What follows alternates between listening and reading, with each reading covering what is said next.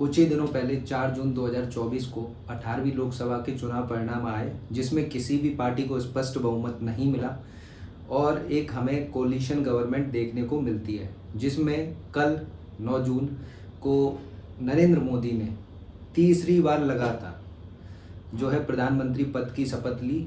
उसमें उन्होंने एनडीए जो कोलिशन है उसकी गवर्नमेंट फॉर्म की है और ऐसा वो पहले देश के पहले प्रधानमंत्री जवाहरलाल नेहरू के बाद ऐसे दूसरे पर्सन हो गए जिन्होंने तीसरी बार लगातार जो है प्रधानमंत्री पद की शपथ ली है। प्रधानमंत्री पद की शपथ लेने के साथ ही उनके सहयोगी दलों जो हुए हैं, जैसे जेडीयू है, तेलुगु देशम पार्टी जो चंद्रबाबू नायडू की, जेडीयू नीतीश कुमार, लोक जनशक्ति पार्टी चिराग पासवान हुए, या शिवसेना पार्टी जिसमें एकनाथ शिंदे महाराष्ट्र के मुख्यमंत्री है उनकी पार्टी हो, ये ऐसे कुछ बड़े सहयोगी दल हैं जिनकी मदद से इस बार जो है 272 प्लस का आंकड़ा जो है एनडीए कोलिशन ने जो है इन चुनावों में लाया है।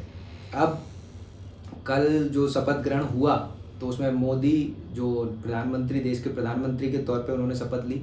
बाकी सहयोगी दलों के कुछ सांसदों को मंत्री बनाया गया और इसमें टोटल 71 मंत्री, जिसमें cabinet ministers, minister of state और एक प्रधानमंत्री, तो टोटल इस प्रकार 72 मंत्रियों ने शपथ ली है। अब इस पूरी चर्चा के दौरान दो शब्दों का बार बार जिक्र आएगा कि कैबिनेट मिनिस्टर्स या मोदी कैबिनेट या काउंसिल ऑफ मिनिस्टर्स। तो ये दोनों होते क्या हैं, इन दोनों में क्या अंतर है, क्या दोनों एक ही है, इस बात की चर्चा मैं इस वीडियो में करने वाला हूँ। मैं एडवोकेट दिलीप बागवार आपका इस नए टॉपिक में स्वागत करता हूँ। तो जैसा कि मैंने बताया, कल 9 जून को मोदी कैबिनेट की तीसरी सरकार बन गई है और अभी उसमें पोर्टफोलियो यानी कि मंत्रालयों का बंटवारा होना है। पर उससे पहले मैं इस वीडियो का जो मेरा टाइटल है कि काउंसिल ऑफ मिनिस्टर्स और कैबिनेट मिनिस्टर्स में क्या फ़र्क होता है, तो मैं आपको जानकारी के लिए बता दूं कि जो कैबिनेट मिनिस्टर्स है एज सच कोई टर्म ओरिजिनल कॉन्स्टिट्यूशन में नहीं था, लेकिन जब इमरजेंसी के प्रोविजंस की बात होती है 352 और 44 कॉन्स्टिट्यूशनल अमेंडमेंट आता है तो वहाँ पे कैबिनेट मिनिस्टर्स जैसे टर्म का जिक्र होता है।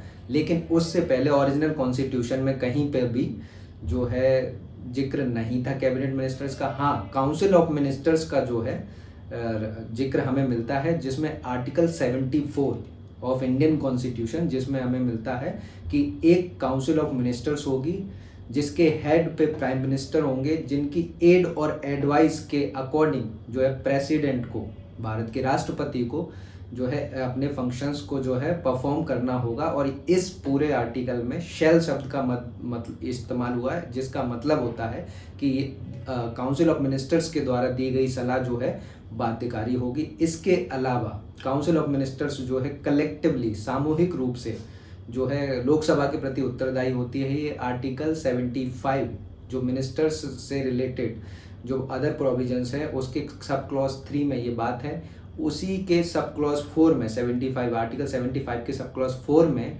जो है मिनिस्टर्स के लिए जो है शपथ के प्रोविजन के यानी ओथ टेकिंग के बारे में बातचीत है। तो जैसा कि मैंने बताया कि काउंसिल ऑफ मिनिस्टर्स का कॉन्स्टिट्यूशन में पहले से ही जिक्र किया गया है।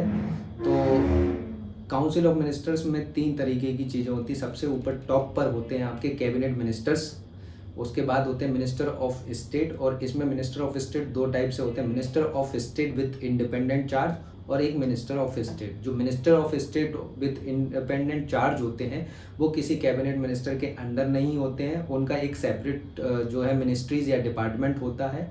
और जो मिनिस्टर ऑफ स्टेट नॉर्मली होते हैं वो कैबिनेट मिनिस्टर के अंडर में काम करते हैं, उनके असिस्टेंस के लिए काम करते हैं। और तीसरा होते हैं डेप्यूटी मिनिस्टर। तो काउंसिल ऑफ मिनिस्टर्स जो होती है वो इन तीनों को मिलाकर होती है और इसके हेड जो है प्राइम मिनिस्टर होते हैं। जबकि कैबिनेट मिनिस्टर्स ऐसे मिनिस्टर जो सीनियर मोस्ट होते हैं और वो अपने मंत्रालयों के प्रमुख होते हैं। और ज़्यादातर आपने सुना भी होगा कि मोदी कैबिनेट ने या मोदी सरकार की कैबिनेट में की जो है मीटिंग चल रही है उसमें अहम फैसले लिए जा रहे हैं। तो जो पॉलिसी मेकिंग है, इकोनॉमिक रिफॉर्म्स है, जितने भी इम्पोर्टेंट इश्यूज होते हैं सरकार के, उसमें जो है कैबिनेट मिनिस्टर्स पार्ट करते हैं। और इसमें हो सकता है अगर ज़रूरत पड़े तो किसी मिनिस्टर ऑफ स्टेट को बुलाया जा सकता है। वैसे जनरली कैबिनेट मिनिस्टर्स ही जो है मेनली डिसीजन मेकिंग करते हैं। तो काउंसिल ऑफ मिनिस्टर्स मैं बता चुका हूँ, cabinet ministers, minister of state with independent charge, minister of state और डेप्यूटी मिनिस्टर्स, इनसे मिलकर बनती है। और इसका जो है उसमें कॉन्स्टिट्यूशन में भी प्रोविजन, जबकि cabinet minister council of minister का एक फर्स्ट जो है एक कैटेगरी है। तो ये दोनों में अंतर होता है। बाकी आपको जानकारी के लिए बता दूं कि कल जब 9 जून को मोदी सरकार की कैबिनेट में मोदी और अन्य मंत्रियों ने शपथ ली है, उसमें 12 जो है सहयोगी दलों के मंत्री बनाए गए हैं। बाकी जो मंत्री हैं वो बीजेपी कोटे से बने हैं। इसमें मैं 2003 का 91st कॉन्स्टिट्यूशनल अमेंडमेंट एक्ट का जिक्र करना चाहूँगा, जहाँ पे जो है 15% की लिमिट जो है सेट की गई थी, चाहे वो बात केंद्र की हो चाहे वो बात राज्य की हो। तो मतलब कोई भी गवर्नमेंट जो भी वहाँ की लोग मतलब निचले सदन की संख्या होगा उसके 15% से ज़्यादा जो है मिनिस्टर्स नहीं बना सकती। हाँ, 2003 से पहले हमें कई ऐसे उदाहरण देखने को मिलते हैं, जिसमें एक उदाहरण कल्याण सिंह की गवर्नमेंट का भी है, जहाँ पे लगभग 95 जो है लोगों को राज्य में मंत्री बनाया गया था। पर 2003 के 91वें संविधान संशोधन के बाद ये लिमिट 15% कर दी गई। चूँकि लोकसभा में टोटल सीट्स जो है 543 से, तो उस प्रकार से उसका 15% होता है 81, यानी कि टोटल जो मैं सांसदों को बनाया जा सकता है, चाहे वो लोकसभा से हो चाहे राज्यसभा से, तो 81 से ज़्यादा लोग नहीं बना सकते। ये कॉन्स्टिट्यूशनल मैंडेट है। तो 80 मंत्री, उसमें चाहे आपके कैबिनेट हो, minister of state with independent charge और मिनिस्टर ऑफ स्टेट और +1 प्राइम मिनिस्टर, तो ऐसे 80 + 1 का ये है सैंक्शन स्ट्रेंथ है। इसके अलावा जब पिछली सरकार ने जब 2019 में मोदी कैबिनेट 2.0 था, उसमें जो है 54 इनिशियली जो है 54 लोगों ने जो है मंत्री पद, प्रधानमंत्री को मिलाकर मंत्री पद की शपथ ली थी।